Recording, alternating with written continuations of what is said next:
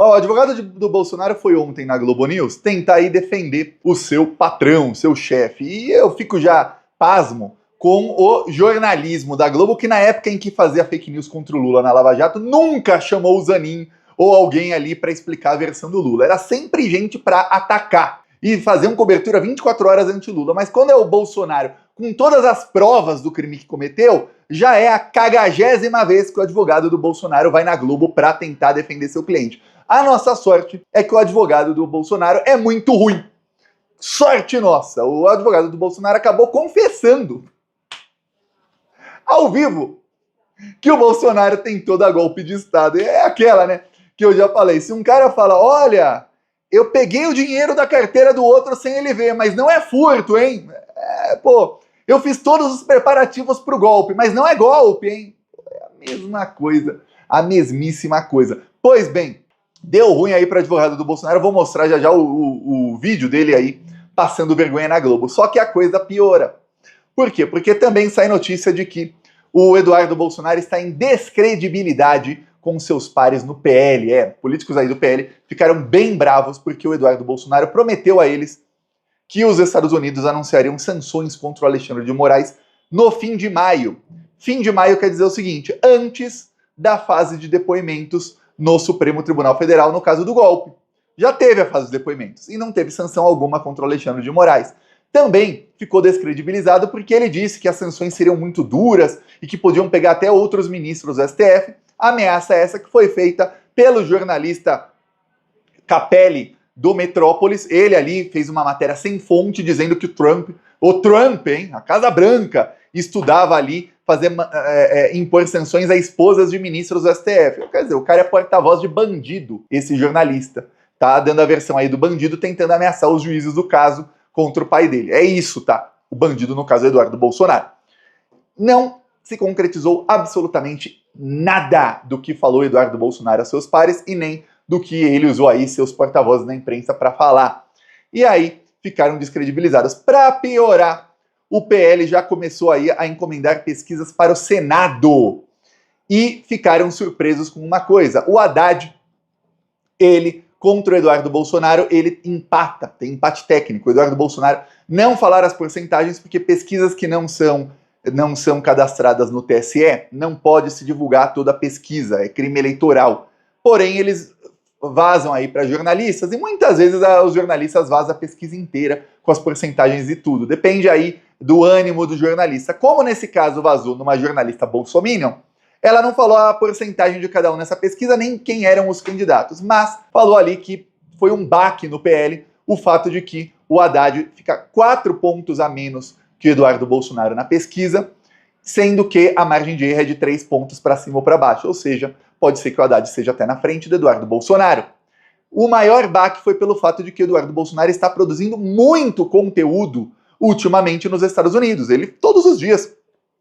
Bom, se você pensar o trabalho dele, o cara ganhou 2 milhões de reais do papai dele para ficar ostentando nos Estados Unidos. Aí 2 minutos por dia, ele pega uma câmera, faz assim, grava qualquer porcaria e posta lá nas redes sociais. Só que antigamente, nem esses 2 minutos por dia ele fazia, porque ele ia para Brasília e os editores lá, os assessores dele faziam conteúdo das falas que ele tinha lá em Brasília. Seja no plenário, para a imprensa ou em alguma comissão da Câmara. Agora ele tem que fazer o conteúdo e ele tá percebendo que ele não viraliza tanto assim não.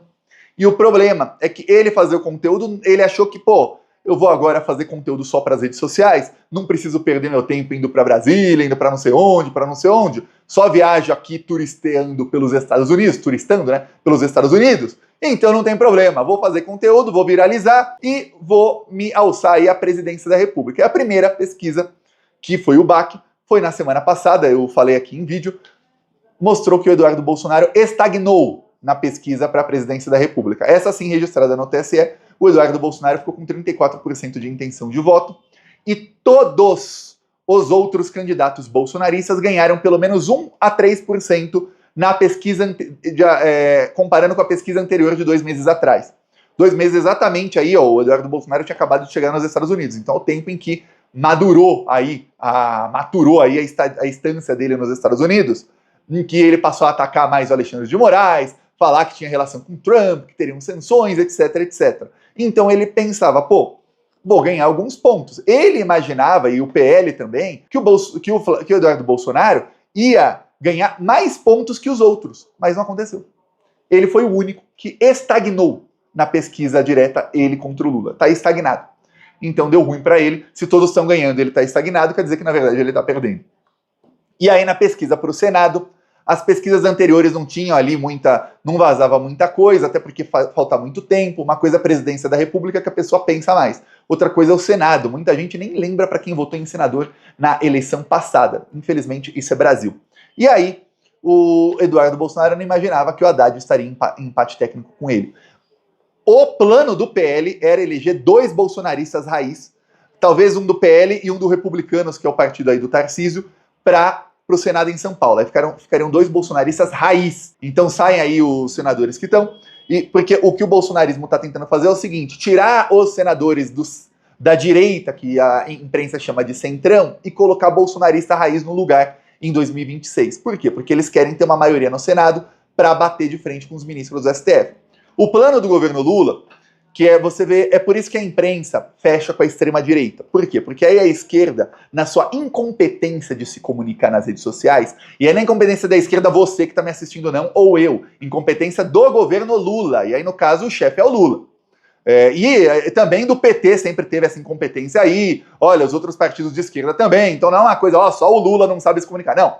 Você vê aí que todos os caciques de esquerda pararam nos anos 90. Pois bem, o fato é que aí a imprensa fecha com a extrema-direita, inclusive com fake news contra o governo Lula. Por quê? Porque aí ficamos sempre na iminência de que a extrema-direita vai ter maioria no Senado. E aí qual é o plano do Lula para não deixar a extrema-direita ter maioria no Senado? Fechar com a direita neoliberal, que é aquela direita PSDB. Ou seja, a esquerda vai morrendo, porque a esquerda é obrigada a apoiar a direita contra a extrema-direita. É isso, é exatamente isso que está acontecendo. É só você ver a Câmara dos Deputados, que a maioria dos partidos hoje, que a imprensa chama de centrão, é o que sempre foram partidos de direita, que eram oposição ao governo do PT. Porque eles são de direita. E agora eles são o centrão, alguns fecham com o governo Lula, outros não, mas você vê que o Lula é obrigado a fazer pacto com esses bandidos da direita, para não deixar que a extrema-direita dê golpe no Brasil. E aí, obviamente, tem sempre aqueles que se dizem de esquerda, mas que são a linha alternativa do bolsonarismo, atacando Lula pela esquerda, sempre com mentiras. Porque os ataques que eles fazem nunca se concretizam. O Lula vai fazer tal coisa, o Lula vai fazer tal coisa, o Lula fez tal coisa. Aí você vai ver, tudo que eles falam é mentira. Incrível. Pois bem, no meio disso aí, o Bolsonaro teve um baque, que foi o depoimento dele, que pegou muito mal, já falei aqui em outros vídeos, por vários motivos. Ele chamou os seguidores de malucos, ele convidou o Alexandre para ser seu vice, coisa que você imagina um estadunidense ali, trumpista, olhando o vídeo em inglês e vendo, peraí, por que o Bolsonaro está convidando esse cara para ser seu vice? E chamou ele de meu ministro. Ele não está sendo perseguido por esse cara, pô? Você não está pedindo sanção a esse cara por perseguição? Ah, não, ele está querendo expor que o cara, na verdade, ele está perseguindo. Pô, eu não entendi essa aí, não. Imagina os estadunidenses. Não vão entender nada. Tudo isso irritou os bolsominions. O fato também dele pedir desculpa ao Alexandre de Moraes várias vezes. Pô, ele não está sendo perseguido, o que ele está pedindo desculpa? Aí o Bolsonaro mandou seu advogado à Globo. Ele tem ali aberto na Globo. O Bolsonaro tem sempre ali uma porta aberta na Globo para mentir. Então ele não vai Bolsonaro, porque ele fala Globo lixo, Globo lixo, Globo lixo. Mas a gente sabe, eu sei, você sabe, que o Bolsonaro só foi eleito graças à Rede Globo, que plantou todo o ódio contra o PT por muitos e muitos anos, fez ali parte direta no golpe de Estado e na prisão do Lula, que era a segunda fase do golpe, e apoiou ampla e irrestritamente o Bolsonaro em 2018. Fez uma cobertura criminosa a favor do Bolsonaro, a ponto de deixar o Bolsonaro soltar fake news no Jornal Nacional e o William Bonner demorar 4 anos para desmentir o Bolsonaro. 4 anos lá do kit gay nas escolas para criancinhas. Lembra disso? William Bonner nunca desmentiu. Aliás, desmentiu 4 anos depois. Pois bem, e não foi no Jornal Nacional, e sim numa entrevista, ou seja, ficou por isso mesmo. Pois bem, eis que o advogado do Bolsonaro foi lá na Globo News tentar aproveitar o seu tempo livre ali, a sua porta aberta que tem na Globo. Só que colocaram ele para falar, não no programa que ele mais gostaria, e sim no do Otávio Guedes. E o Otávio Guedes não tá deixando aí barato para bolsonarista, não. Se ele tivesse falado aí, advogado do Bolsonaro, em algum outro programa, talvez tivesse passado menos vergonha, mas aí deu ruim para ele, olha só. Com vocês aqui o Bueno, até fala bem, viu, mas olha... evidentemente, Otávio, eu tenho insistido nisso, eu vou partir, eu não vou entrar nem nos pormenores do que seria que foi projetado na tela, as condições, etc., porque para responder satisfatoriamente as perguntas não preciso nem descer nesse detalhe. Como eu disse para vocês, os crimes contra o Estado Democrático de Direito, tentativa de golpe, etc., todos eles são chamados crimes de forma vinculada, ou seja, eles só podem ser cometidos mediante violência ou grave ameaça. E essa dicção existe em todos esses crimes. Se você não tem o início de um ato violento, não começa um ato violento, você não tem início de execução. Você ficará um ou dois passos atrás, ou no ato preparatório ou na cogitação, que são incuníveis. E é importante, até aproveitando o gancho dessa sua pergunta, aliás, é importante a gente perceber o seguinte, é fundamental a existência da exigência de que o ato seja violento ou decorrente de grave ameaça. Se você subtrair da redação desses atos... Pois bem, ele fala, é só se tiver violência, é só se tiver violência que é golpe. O advogado certamente se esqueceu dessas imagens aqui, que mostram ali, algumas não, mas outras mostram ali muita violência, tentaram inclusive quebrar ali, tocar fogo no Congresso Nacional, chegar a espancar um policial, espancar até o cavalo que estava o policial. Aí depois ele tenta falar que, olha, que não se conecta o Bolsonaro ao dia 8 de janeiro, lá teve violência, mas lá não se conecta ao Bolsonaro. Aí deu ruim, né? Deu ruim, porque ele confirma que, e o Bolsonaro confirmou no depoimento, foi por isso que o Bolsonaro mandou o advogado dele na Globo ali para tentar se explicar. Bolsonaro confirmou no depoimento que ele chegou a mostrar na tela para os militares a minuta do golpe, num telão ali. Quer dizer, ele teve ato preparatório. Ele fala, o ato preparatório sem violência não é punível. Só que o próprio Otávio Guedes, aí que deu ruim para o advogado, lembrou ali na pergunta que é punível sim o ato preparatório para golpe de Estado. Eu peço a sua inscrição no canal. Seguimos aqui na luta. Se você já é inscrito ou inscrita, deixa o seu comentário, curte o vídeo e vamos seguir aqui na luta contra essa corja maldita. E olha, quem quiser aí distribuir conteúdos do Plantão Brasil aqui nas redes sociais, ou quiser só ter o conteúdo mesmo, cortes do Plantão Brasil, seja para distribuir nas redes, colocar nas suas redes, ou para ter, aqui embaixo na descrição, no segundo ou terceiro link, tem ali, entre no grupo de distribuição. Ali você vai receber muitos cortes do Plantão Brasil, pelo menos uns 5 ou 6 todos os dias, tá? Então, entre lá no grupo, quem não é inscrito, inscreva-se no canal. Falou!